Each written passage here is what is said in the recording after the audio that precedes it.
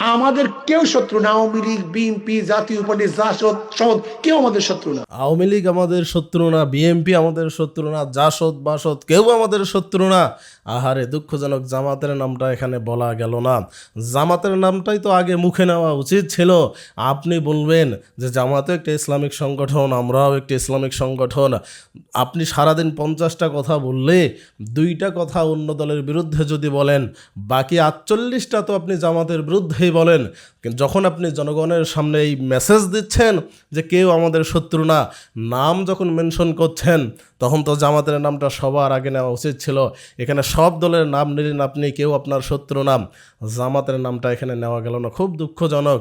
আজকে এই মুসলিমদের মাঝে, আলেমদের মাঝে ভেদাভেদের কারণে আজকে দেখেন সব আগ্রাসনের শিকার হচ্ছে মুসলিমরা। আজকে আপনি লক্ষ্য করেন যে এই যে পশ্চিমা সভ্যতা উন্নয়নশীল দেশগুলো, যারা উন্নত দেশ, এরা কত শান্তিতে আরামে বসবাস করছে। যত যুদ্ধ বিগ্রহ ঝামেলা লেগে আছে শুধু মুসলিম দেশগুলোতে। এর একটাই কারণ যে আমাদের আলেম সমাজের মধ্যে মিল নাই, আমাদের ইসলামী দলগুলোর মধ্যে মিল নাই। এটাই আমি বলবো মূলত কারণ।